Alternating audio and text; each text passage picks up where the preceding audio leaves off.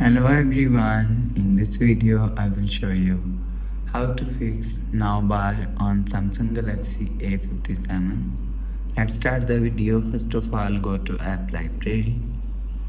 Here click on settings app.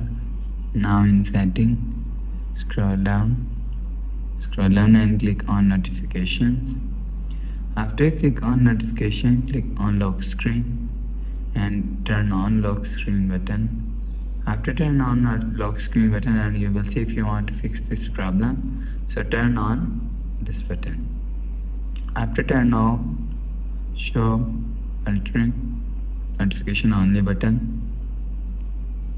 After turn on show alerting notification button, go back to home screen. You will see your problem is solved. So that's how you can fix now bar on Samsung Galaxy A57. If you like the video, please subscribe. Thanks for watching.